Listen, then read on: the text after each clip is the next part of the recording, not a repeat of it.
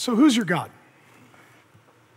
Second most important decision you will ever make is who you marry. Most important decision you'll ever make is who you worship. Who's your God?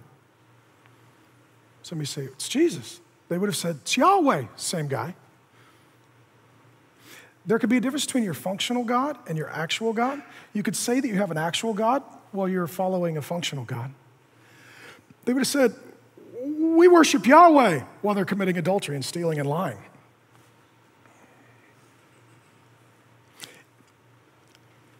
You and I are prone to have functional gods that are different than our actual God. And the way it works is this. We have some concept of a hell, we have some concept of a heaven, and then we run to some God to save us from our hell and put us in heaven. Okay, to quote the great theologian Beyonce, all the single ladies, all the single ladies raise your hand. Okay, okay, okay.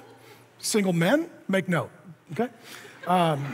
Okay, single ladies can put your hand down now. Okay, now I'm gonna use you, some of you ladies, as an illustration. So maybe you're a single lady and your view of hell,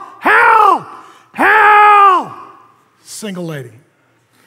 No boyfriend, no potential husband, no children, just cats.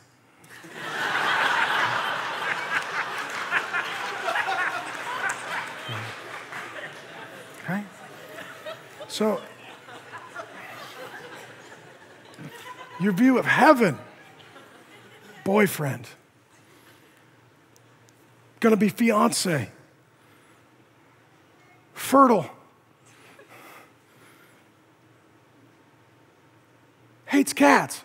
Okay? So your thought is, I gotta get out of hell, and I gotta get into heaven. So you run to a functional God called boyfriend. You throw your arms around him. Save me, never leave me, never forsake me, bless me, be the center of my life, make my life worth living.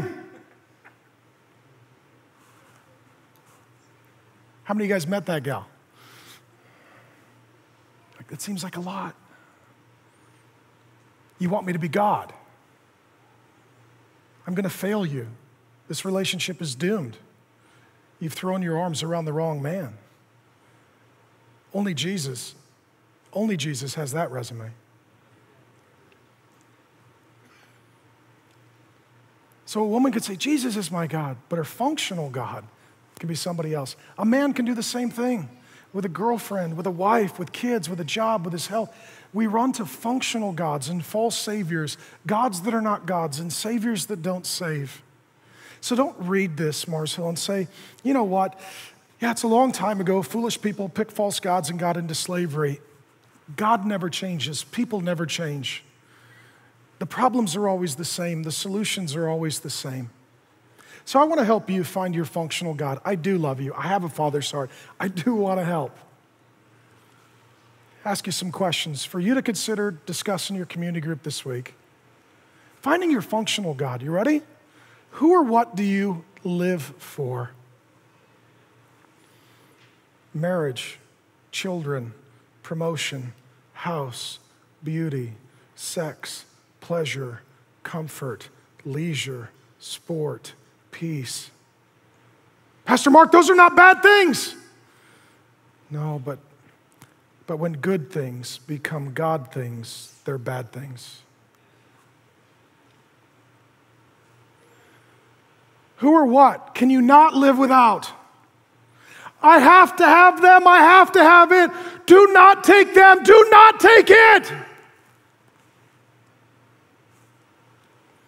Who or what do you run to in times of need?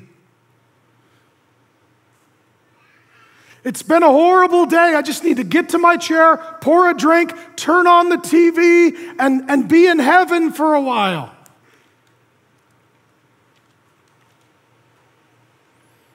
What causes your highest joy and your lowest grief? Our emotions betray us. Yes, I got it. No, I lost it. Was it God? Was it the functional God and not the actual God? Who or what is at the center of your life? What does your schedule orbit around? What does your budget orbit around? What does your emotional life orbit around? It's a functional God. God loves to set free, and then we have to live free. We see this in Exodus. He set them free, but they got to walk with him. That's the living free. God does all the setting free.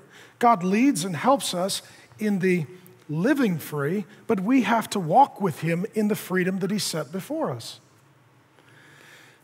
One of the most emotionally devastating parts of what I love, and I love being your pastor, and I've been doing this is going to be our 18th year this fall.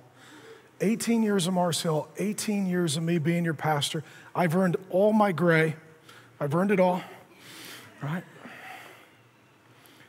And what destroys this father's heart, and what certainly destroys the father's heart, is when the children of God who have been set free do not live free.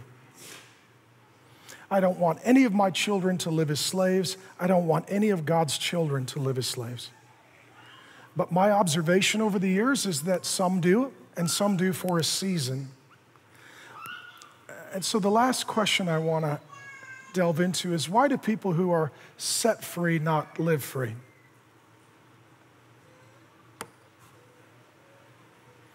And don't think about your friend. Think about yourself. Something in your life where you say, no, that would fit in the category of slavery, not freedom to worship God. Paul, looking back at the law, says this in Galatians 5:1, for freedom Christ has set us free. Stand firm, therefore. You don't need to go back. And do not submit again to a yoke of what? Slavery. All right, don't stick your head through the yoke and carry that burden that Jesus already carried.